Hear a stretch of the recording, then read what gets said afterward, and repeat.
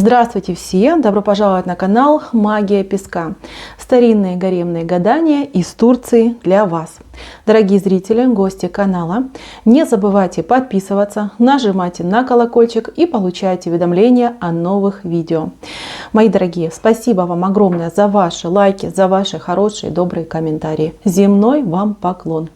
Тема сегодняшнего гадания звучит так. Чье сердце вы разорвали в клочья? Давайте посмотрим, кто безнадежно в вас влюблен. Кого вы мучаете своим, скажем так, равнодушием, либо своей недоступностью. Мои дорогие, посмотрите на песочек мысленно, либо вслух задайте такой вопрос. Кто по мне страдает? Чье сердце я разрываю на части? Надеюсь, вы настроились. Я убираю Назар. Прошу высшие силы дать мне возможность ответить на ваши вопросы и послать самую нужную, самую важную информацию для вас. Итак, давайте же посмотрим, кто тот человек, который из-за вас переживает, мучается и страдает.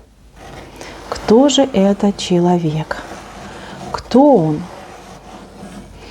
Так, ну здесь два человека, сразу вам скажу, два человека, причем один из них уже в вашей жизни, а другой за стеночкой наблюдает.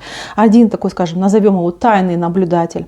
Этот человек, он рядом, в плане того, что он может быть, скажем так, он в кругу, в вашем кругу общения, в кругу ваших интересов, может быть, вы на друг друга подписаны в социальных сетях, может быть, вы где-то вместе работаете, да, либо вы работаете в одном офисе, он в другом. Человек вас видит, он за вами наблюдает, он по вам просто сохнет. Ну а второй человек, он уже давно в вашей жизни, возможно, это какой-то даже ваш бывший человек. Например, если вы в отношениях, то это ваш любимый человек. Если вы отношения вот закончили совсем там, скажем, недавно, либо там в пределах 2-3 лет, то вот этот прошлый, он вас вспоминает. Вспоминает он всегда. И даже так скажу, вы ему постоянно снитесь. Особенно, когда он, например, там пытается какие-то новые отношения наладить. Сразу вы ему снитесь, сразу вы ему даете о себе знать, скажем так, да. И человек просто от этого горит, понимаете. Он понимает, что такую, как вы, просто не найти. И любая другая женщина с вами и рядом не стояла. Понимаете, вот такая ситуация идет. Так, ну давайте по порядку. Давайте начнем с вот этого вашего, скажем так, теперешнего мужчину, да, либо бывшего вашего мужчину. У него к вам есть нереализованные какие-то разговоры, мечты, желания. То, что он хотел, но, к сожалению, не получилось. Да. Возможно, не хватило времени, возможно, смелости, да, у кого как. Но мужчина, он еще надеется. Этот мужчина еще надеется на то, что вы еще встретитесь, поговорите, что возможность будет. Вот на что он надеется. Он сам многое бы отдал, чтобы вернуться. Может быть, даже и пытался, да, но через там друзей, знакомых как-то спрашивал, но вы как-то его отшивали, да, типа я вообще там перед лицом самых страшных пыток все равно не вернусь. То есть, может, вы и в шутливой форме говорили, но человек, знаете, как у него поджилки затряслись, да, и вот этот страх в сердце у него остался. Мои дорогие девочки, женщины, кто смотрит, вот сразу, да, вот посмотрите, есть сердце. То, что вас любят, это 100%. Вы, понимаете, как там говорится, да, меня невозможно забыть, легко потерять, невозможно забыть. Вот у вас так, да, вы настолько яркие, настолько у меня красавицы и умницы, что, ну, вы любого человека, любую жизнь любого человека вы окрашиваете во все цвета радуги, вы приносите с собой мир, гармонию и радость. И мужчины, какие бы они ни были, как бы они там себя ни вели, они все равно это понимают. Знаете, есть такие гордецы всякие там и прочие, скажем так, мелкие пакостники, да.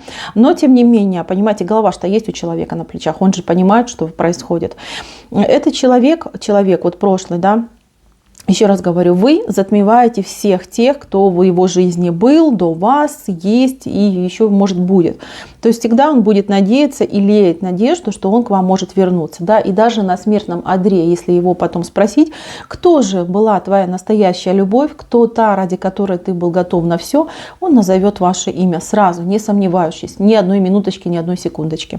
Но он будет хранить, скажем так, до поры до времени молчание. Вот это я тоже в нем вижу. У него какие-то дальнеидущие, дальнеиграющие планы однозначно на вас. И он будет заходить, возвращаться в вашу жизнь через третье лицо. Это могут быть, например, общие дети, если это ваш бывший муж. Это могут быть общие знакомые, друзья. Да, вплоть до того, что через родственников. Это может быть. Но он еще последнее слово не сказал. Он еще себя покажет. Он еще себя проявит. Как вам поступать? Ну, решайте сами. Мужчина странный, сразу скажу, я его вижу странным, но тем не менее. Так, следующий момент. Если это человек, вы не расстались, да, вы вместе в отношениях, и ваш мужчина, он не ведет себя так, как я, например, вам говорю.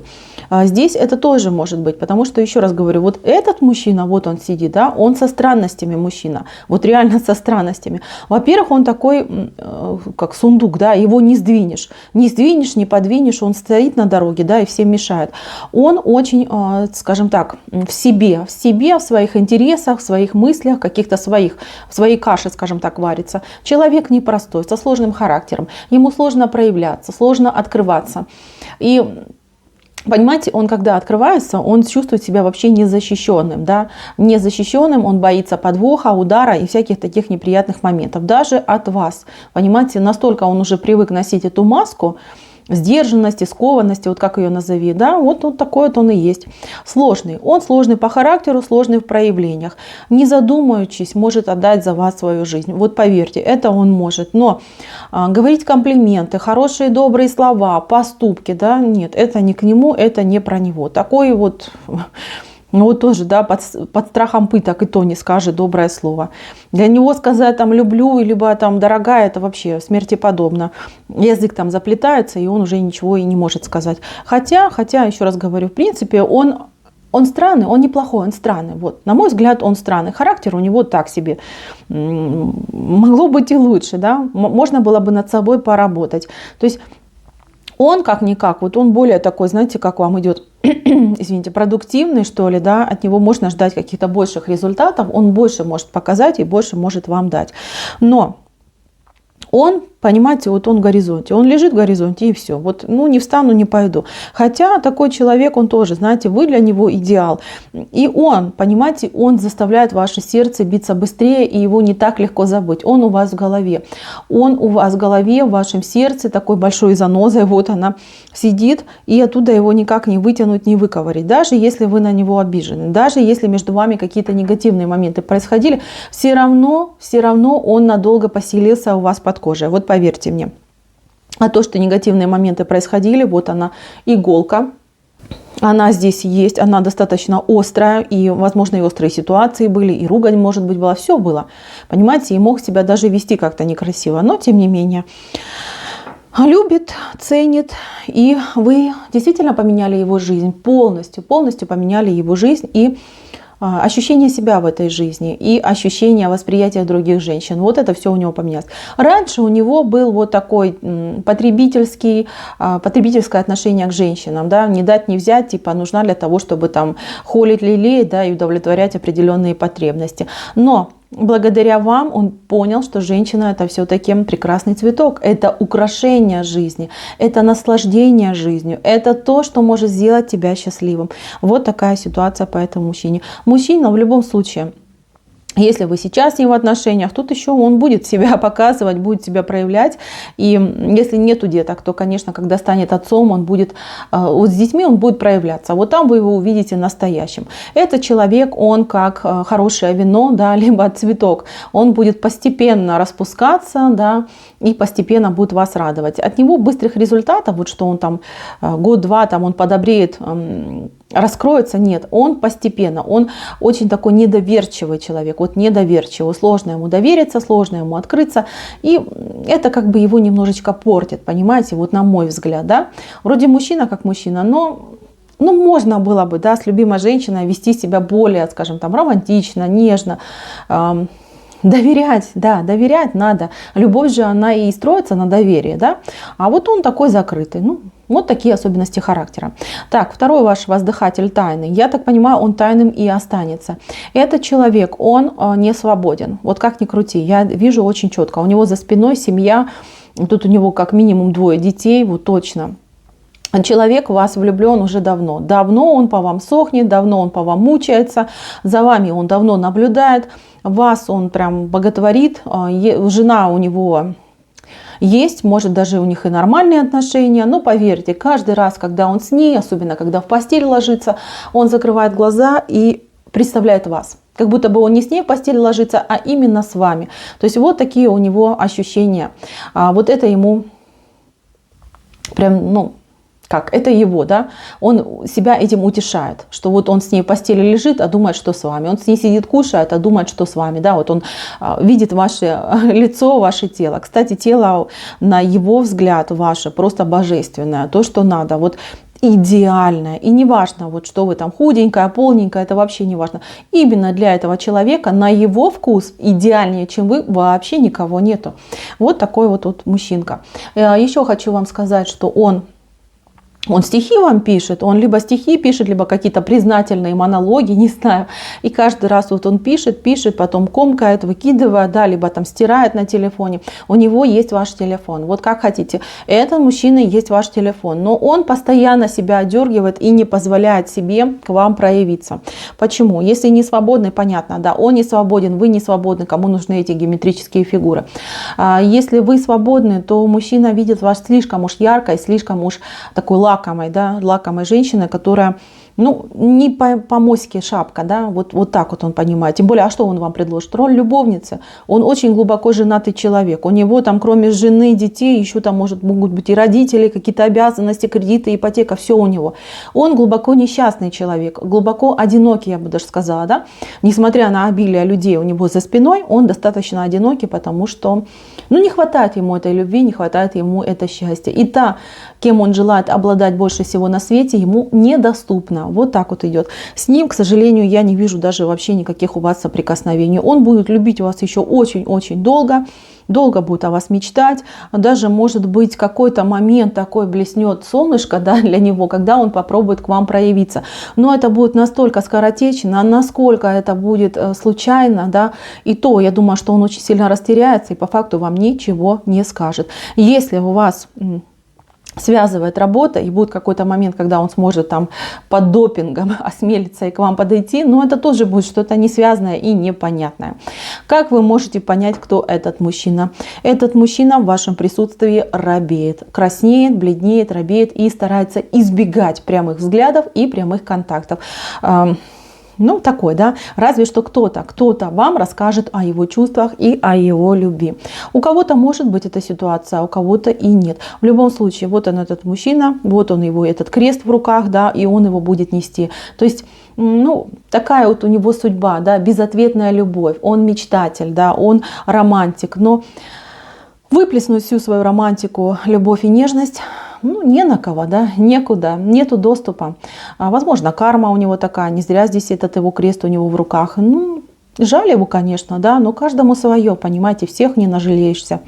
С этим человеком дороги перекрыты однозначно. Надеяться на него не стоит. Понимаете, что есть человек, который вас боготворит, есть человек, который молится на ваши фотографии, а у него точно есть ваша фотография.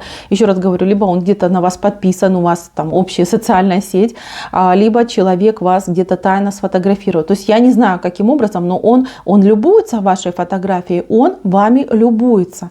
Понимаете, я это вижу в этом песке. Вот он сидит, да, и куда-то смотрит. Это может быть монитор компьютера, может быть экран телефона. Он любуется вами, вот как ни крути. То есть, знаете, может даже сам вас там по памяти мог себе нарисовать на бумажечку и носит с собой в карманчике возле сердца. Понимаете, здесь мужчина такой, он там может, еще раз говорю, вам стихи писать, да, вот это происходит. Мои дорогие девочки, что я вижу по этому песочку? Я вижу, что вы замечательная, самая лучшая, самая привлекательная. Мужчины теряют от вас голову, но вы, мои дорогие, не замечаете этого. Вы вы однолюбка у меня такая, понимаете, правильно я, надеюсь, сказала? Смотрите, вот она вы, а вот мужчина, которого вы любите.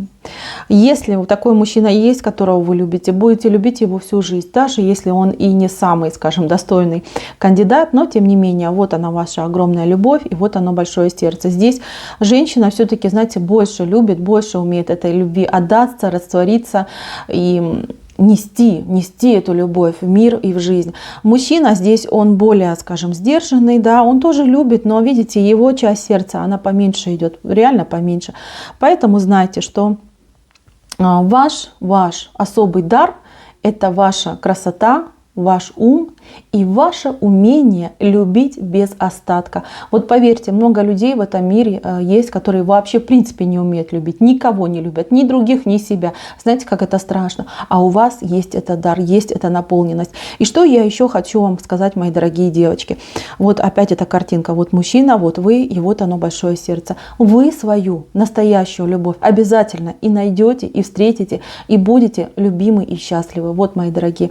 Да, любовь не всегда счастливая, да, любовь не всегда радостная, да, любовь, она тем и хороша, что мы можем пройти практически все, да, с самого дна подняться на самый верх, да, от самых несчастных переживаний там, и боли, да, к самым счастливым, блаженным минутам. Вы все это испытаете. Понимаете, весь калейдоскоп чувств и эмоций в вашей жизни будет присутствовать. И знаете, я так скажу, отказываться от этого не стоит. Это большое благо и большое счастье испытать такие чувства. Мои дорогие, на этом гадание мое закончено. Спасибо всем за внимание. Всем пока-пока.